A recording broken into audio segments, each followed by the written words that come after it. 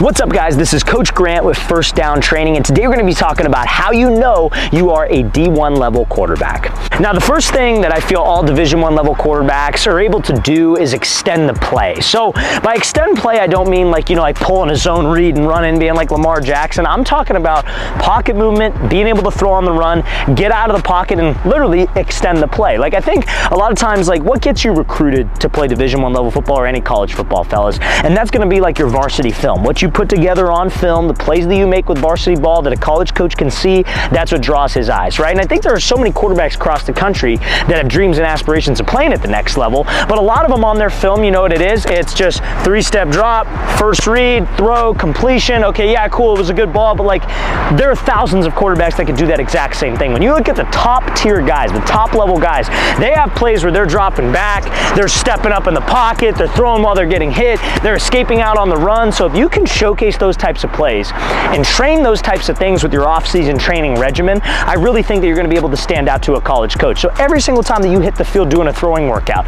don't just throw routes to receivers. Let's throw routes to receivers where I drop back and I work moving in the pocket. Let's throw like a deep out route on the run every now and then, not just from the pocket and going through the motions, because those types of plays that you practice will translate to a game situation.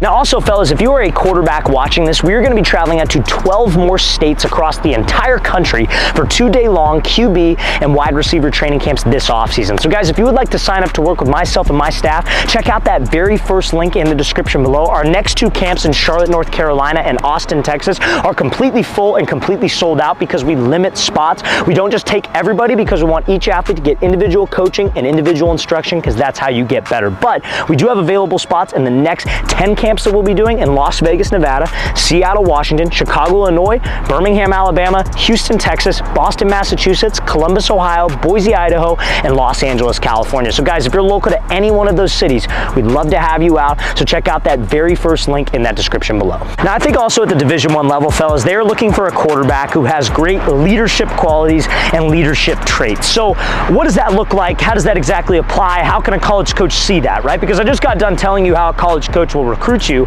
is through your varsity film. How do you show leadership through varsity film? You don't.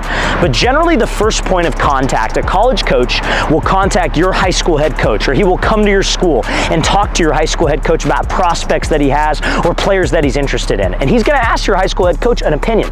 Hey, what do you think about this kid? Is he a leader? Does he have confidence? And you want your high school coach to vouch for you. You want him to say, yes, this guy's a leader. He knows how to lead the team. He's a leader in the locker room, etc. So what does that exactly look like? How do you showcase that on your high school team? And how you would showcase that on your high school team, fellas, is by thinking of it like this. You want to be a thermostat leader, not a thermometer leader. I think a lot of times younger quarterbacks especially are thermometer leaders. They get onto a team, they're trying to fit in with the upperclassmen, the older guys, so they just kind of try to vibe with the team, right? And that's just how they are. They're just kind of skirting by. They know the plays, they want to make plays, etc. You got to be a thermostat leader. You got to set the tone in the locker room, in the weight room, at practice. Every single day, honestly, you should be bringing energy to the practice field. As a quarterback, you're either bringing the energy up or you're draining the energy of the team. Either way, because everybody's looking at you, whether you like it or not, in a quarterback position, in a quarterback role. So you have to focus on, okay, I show up to practice, I'm going to bring the energy, be fired up. You don't have to be a rah-rah, yell at everybody type of guy, but you got to be a dude that's, passionate about what you're doing, understanding what you're doing, and doing the details of the practice plan.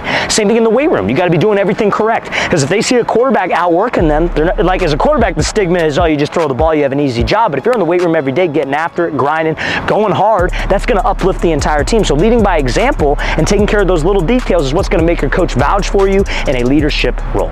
Now, trait number 3 of a Division I quarterback, I feel, is going to be arm strength and accuracy. And arm strength and accuracy, fellas, comes from your mechanics. I think having a good throwing mechanical sequence is something that all quarterbacks that play at the Division I level have, or at least they have a little bit of knowledge and a little bit of understanding on throwing mechanics and how it works. They're not out there just like throwing the ball like they throw a baseball. It's very rare that quarterbacks, especially if you're not, 6'5", 250, this physical specimen, a lot of quarterbacks need good mechanics to be able to be consistent and make college level throws. So we're going to give a quick rundown of what your mechanical sequence should look like. Now, I say sequence because there is no perfect throwing motion, but there is a perfect kinetic chain or kinetic sequence of events because we are a rotational athlete as a quarterback. And by rotational athlete, we generate power the same way that like a tennis player, a lacrosse player, a baseball hitter, a golfer generates power. Those are all examples of rotational athletes. And it comes down from 2 concepts. One, it's called torque, and you achieve torque by something called upper body and lower body dissociation, which is a fancy word for like separating. You want your lower body doing something opposite of your upper half. So as a QB, a basic rundown, you want to think of it as base, hips, shoulders. Those are the three areas of emphasis. So your base is obviously your legs. You want to try to sit there in your base. You want to have probably about 65 to 70% of your weight loaded onto your back leg. I tell my quarterbacks you want to get stacked. Head, knee, and foot on your throwing side leg are stacked on top of each other. You're nice and light on your front foot. Now, when you're in this base, this is going to be very similar to a baseball swing. I take a step to my receiver. I want to try to stay in that stacked position as long as possible, because when I'm back like this, that allows my shoulders and my hands to go back. As a QB, when you step to the target, you want to rotate your shoulders back and separate your hands. That's dissociation. Lower body's going this way, upper body's going this way. You can't achieve that though if your weight, a lot of QBs love to do this one, where they push. We're not pitching, we're hitting.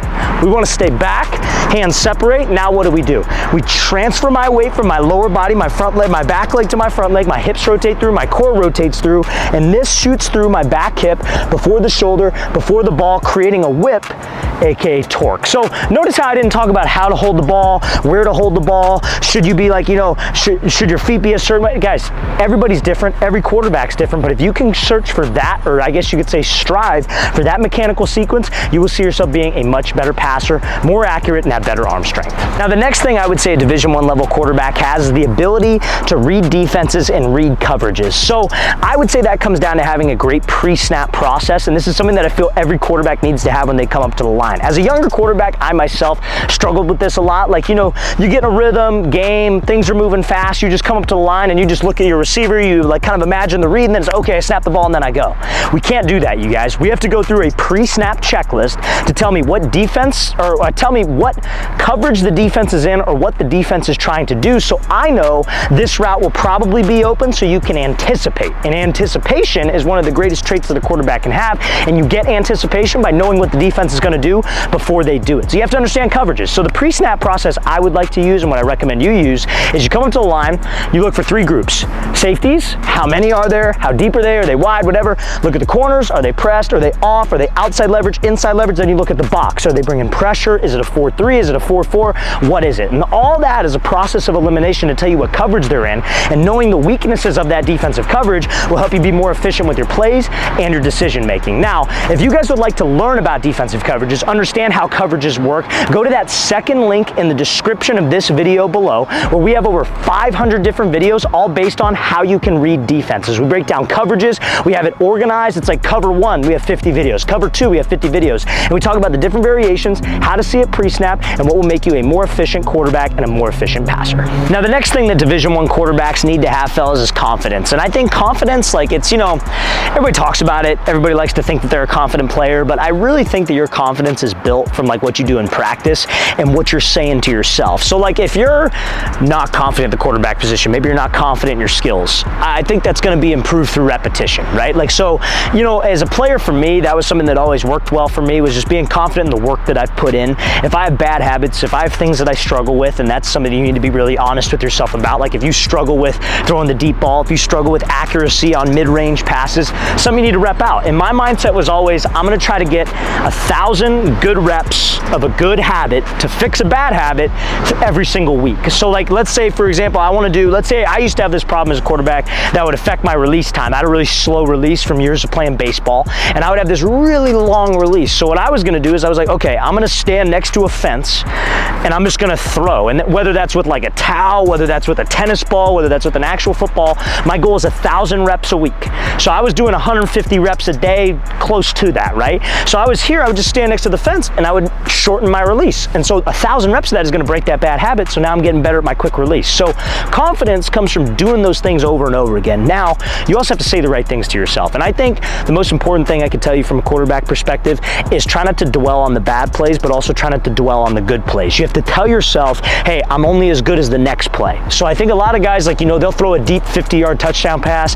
They think they're just the man, like they get all fired up, and then they come out there the next play, they get super reckless, and then they throw a pick, and if you let the result of the play kind of dictate how you feel about your game and what you're saying to yourself, it's going to be a roller coaster ride, and your confidence is going to go very, very low, very, very high, very, very low, and that's not stable. And that's what they want at the next level of football. So, because then when you throw a pick, you're telling yourself that you suck, and then that's just going to put you in a bad way. So, 50-yard touchdown pass, you get excited, be happy. When you get to the sideline, next play. Throw a pick six, same attitude. You go to the sideline, next play, because that's going to help your confidence stay even keel. It's going to keep your mind right. And if you're doing the extra work in the offseason to fix those bad habits that you have, you're going to be a much more confident quarterback, which will lead to better play on the field.